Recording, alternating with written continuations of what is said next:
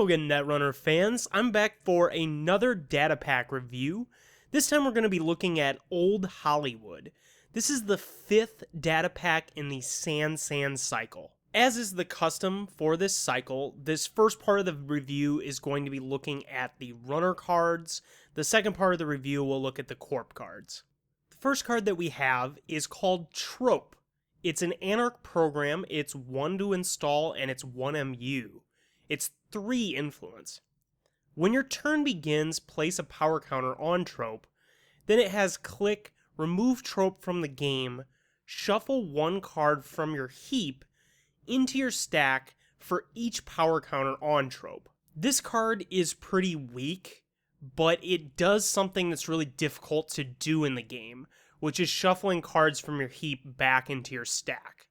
Most of the recursion effects that we have in Netrunner just directly replay the cards, like Same Old Thing, or Clone Chip, or they also bring them back to the hand, like Deja Vu.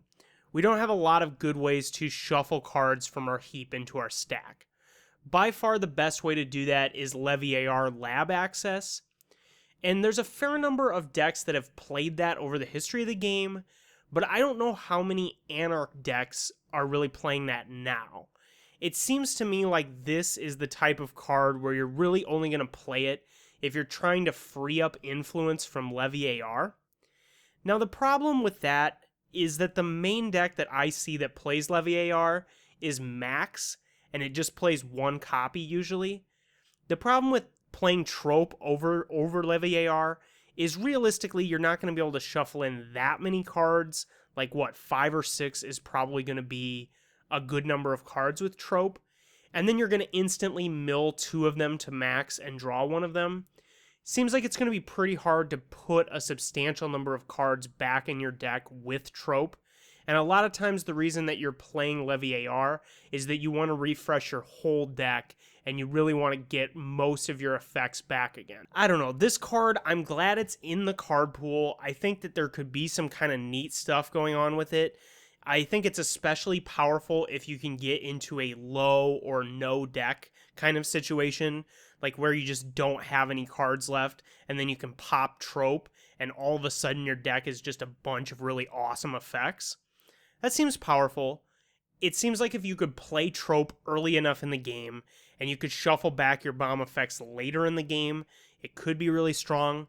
I just don't know what deck is going to want to spend the deck slots on this, and I think the only deck that really plays this type of effect is Max, and I don't think she's really going to want this over Levy AR for the reasons I just talked about. Next up, we have a new Anarch resource. This is called Spoilers.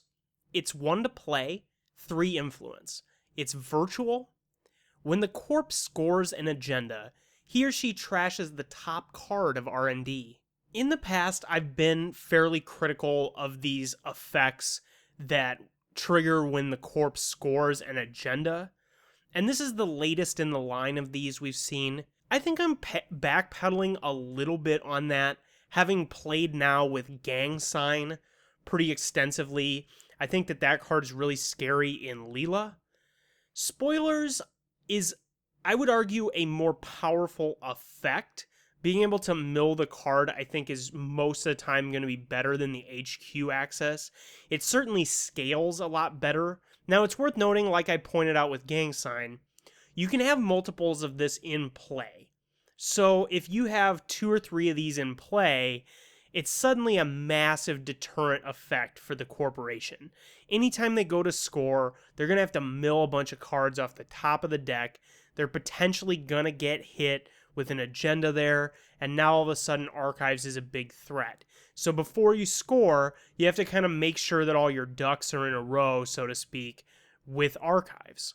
It seems to me like there's 2 situations where you would consider playing Spoilers. On one hand, it would be good in a deck that's already very focused on milling the opponent out. So maybe Noise could find a pretty good role for this, since he's got the best mill effect in the game. This is really strong. It's going to give you an additional mill effect, and I think it's going to make milling the corporation out a lot more realistic. I also really like this card with Street Peddler, which I think is quickly becoming a mainstay Anarch card. Seems like there's been a lot of interest in that card since its release. And the two things I like about it with Street Peddler are, on one hand, it lets you reliably locate your spoilers a little quicker. Street Peddler is going to let you look through 3 cards, hopefully you find spoilers. The other thing I like is that you don't necessarily have to commit the spoilers to the table. You can just leave it on the Street Peddler. It's a surprise. Your opponent's not going to know you have it. And during a paid ability window, you can install your spoilers for free. That seems kind of scary. This is an interesting new tool for Anarch. I think it might be good enough. It certainly is scary in the right context. So I like this card. I think it's going to see a little bit of play. It's certainly not an all-purpose general use kind of card, but in the right deck it could be pretty strong. Next up we have a criminal resource. This is called Drug Dealer. It's 1 to play and 1 influence. It's a connection. When your turn begins, lose a credit. When the corpse turn begins, draw a card. I really like this design. I think that it has a very uniquely criminal feel, and I think that it's got a lot of interesting interactions going on with it. The first thing that I'd point out is that you're drawing the card on the corpse turn. So while it's the case that you're not going to be able to do anything with that card on your turn, you are going to have over your maximum hand size potentially on the corpse turn. This could be really important for surviving like a butcher shop type deck. A lot of times having 6 cards is going to be much better than having 5, just because they can play both Scorched and a single traffic accident to do 6 damage. So if you had 5 cards in that situation, you'd flatline. The other important thing I'd point out is that it seems to me like it's going to be pretty easy to avoid the losing the credit thing. There's a couple reasons for that. First of all, if you don't have any credits, it's going to trigger and nothing's going to happen. So as long as you can begin your turn with no credits, this is potentially not going to have any drawback. Now there's even a more advanced thing you can do with that.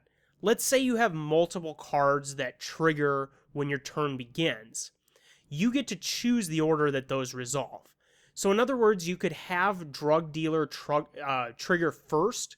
You could lose 1 credit from your 0 credit pool. Then you could let something like Daily Cast resolve and get your 2 credits from that. The other thing I'd quickly point out is that this is a connection, so it potentially interacts well with that criminal connection-based deck that has never really been good enough, but has been kind of obvious from the card pool. So this could potentially work well in there. Now, I think that this realistically has a lot of potential to replace the kind of 3 main ways that we draw cards in Criminal now. So we're talking Symmetrical Visage, Earthrise Hotel, or Mr. Lee. This has an advantage over all 3 of those cards in that it can help protect you against meat damage. It also does a lot more in multiples than all 3 of those cards do. In general, I think that this is just a pretty good draw effect. It's not exactly the most exciting card of all time, but I think it's good enough. And this is a really clever design. This idea that lets you draw cards on the corpse turn is a really interesting way to both feed the runner cards and help protect against meat damage. Next up, we have another criminal resource. This is called Rolodex. It's 0 to play and it's 1 influence. It's a virtual resource. When you install Rolodex, look at the top 5 cards of your stack and arrange them in any order. When Rolodex is trashed, trash the top 3 cards of your stack. I'm sort of torn on this card. On one hand, I like the idea that there are new card access effects for the runner that aren't just drawing cards. I think that's cool. On the other hand, most of the best things you can do with this card involve some kind of bad cards. So it seems to me like the best thing you can do with this is using different card effects that rely on the top of your deck being something. So we have Oracle May as a pretty good option. I think Oracle May has always been like right at the edge of being playable. If you can get her to work, it's so good to be able to get 2 money in a draw for a click. That's really strong. So this potentially works well with her. Now, it also works with stuff like Eureka, a lot jankier, but could potentially make something like Blackguard or just playing a bunch of femme fatales or something like that a little more permissible. It seems to me like this isn't going to be good enough if all you're doing is rearranging the top cards of your deck. It seems to me like you're going to have something that interacts with this. Hopefully in the future we'll see some more criminal cards that do something based on what the top of your deck is. For now, it seems like a resource-driven deck with Oracle May is about the best thing I can come up with this card. Not a terrible card, but I don't think it's going to be immediately playable. Next up, we have a new resource for Shaper. This is called Fansite. It's 0 to play, it's 1 influence, and it's virtual. When the corpse scores an agenda, add Fansite to your score area as an agenda worth 0 points. There are quite a few things that I want to clarify with this card because this is kind of a weird, funky, sort of combo-y card. First thing I want to point out is that adding it to your score area isn't the same as stealing an agenda, so it's not going to trigger some of the powerful things we can do based on that. I think Turntable is probably the one that you would immediately think of under that misconception. So this doesn't work with that. It does work, however, with things that forfeit agendas. Now we have 2 of those in the whole game. One of them is that massive core set staple, Data Dealer. I don't think I've ever had this card out of the box that I store my Netrunner cards in. Fairly confident it's never been in a sleeve. This maybe is a way to make Data Dealer a more playable card. If you're able to have multiple Fansites in your deck, I could see it maybe being scary if you have 2 or 3 of these in play, the corp goes to score, and all of a sudden you have access to a bunch of credits that you wouldn't have had access to otherwise. The other powerful thing that you can do with forfeiting an agenda is Frame Job. Now, both Data Dealer and Frame Job have just never been good enough to play because it's so hard to forfeit an agenda. It's such a pain to do that, and the payoff's never been worth it.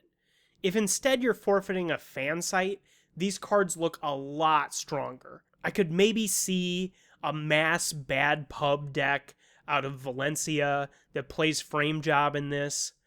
I could maybe see a criminal deck like Ian Sterling wanting to play this and then forfeiting them to Data Dealer, since Data Dealer kind of interacts well with his ID ability anyway. This is definitely a card to watch for the future, because as we get more forfeit and agenda effects, this is just going to get better. So in the future, if we get some more really strong forfeit and agenda effects, I think this could be a lot more realistic as an option. As it is now, I think it's probably just going to be a casual card, because I don't think the Data Dealer thing or the Frame Job thing are good enough to justify playing this in your deck. Nonetheless, I really like this card, and I think it's going to help some cards that have been pretty bad see a little bit more play. Next up is by far the standout on the runner side, and this is Film Critic. It's 1 to play and it's 1 influence. It's a resource connection. Film Critic can host a single agenda. When you access an agenda, you may host that agenda on Film Critic. The agenda is no longer being accessed and is uninstalled. Then it has double click, add an agenda hosted on Film Critic to your score area. This is another kind of funky card that definitely deserves quite a bit of explanation. First of all, this is going to help us to avoid having to pay additional costs to steal agendas, because instead of stealing them, we're going to be able to host them on this and then just add them into our score area. So that's going to defeat things like NAPD contract. That's probably the most common agenda, definitely one of the most common agendas. This is also going to help us to avoid win accessed effects. So the future perfect immediately comes to mind, but also things like fetal AI or other nasty win accessed effects attached to agendas. So all that stuff's nice. It definitely is going to help against something like RP, which it has a lot of difficult to steal agendas, things like that. I think the most important thing about this card, though, is the ability to avoid card effects associated with stealing agendas. So the easy two examples are Punitive Counterstrike and Mid-Season Replacements. The mid-season based, meat damage oriented NBN decks, the Butcher Shop style, has been really popular lately, and this is one of the first ways that we have to defeat mid-season other than just having a bunch of credits. This is going to be a way that we can continue to be aggressive, we can continue to access, and we're going to be able to put one agenda on this film critic. This is a great option in the current metagame. I definitely see this card seeing some play in the future. It's kind of a funky metagame-oriented tool. It's going to be useless if you don't run into one of the situations I was just talking about. But frankly, most decks at least play like NAPD or some kind of difficult to steal agenda. So I think that this is definitely going to pull some weight in almost every matchup. This is just a really interesting card. I love this design, and I'm really anxious to see this in action. The last card in the pack is a new neutral resource. It's called Paparazzi. It's 0 to play, and it's 0 influence. You are tagged. Prevent all meat damage. I don't know how good this card's going to be, but it's got some pretty awesome flavor. The idea that they can't just blow up your house if the paparazzi is following you around. It's a lot harder for it to look like a traffic accident if, the paparazzi is following you around. So I really like the flavor of this card. I think it's so cool. Now, how good is this thing? It's obvious that it can just be trashed. So if you're considered tagged, the corp can just spend a click and 2 credits and just trash this thing. Now that's definitely a tax, right? Like they're going to have to deal with this. They're probably not going to want to have to deal with it on the turn that they're looking to flatline you. It's going to be really expensive. And if you have multiple of these in play, it could be a huge pain in the butt. You could potentially save it with something like Fall Guy. It's also worth pointing out that this card would enable effects that require you to be tagged. So something like Data Leak Reversal. This is a pretty interesting card. I don't know if it's going to see a lot of play, but it's certainly a cool new option to help us deal with meat damage. That's going to do it for part 1 of the Old Hollywood review. Make sure to tune in to part 2 where we're going to look at the corp cards. And if you like this video, please click subscribe and the button that looks like a thumbs up. I'll see you over in part 2.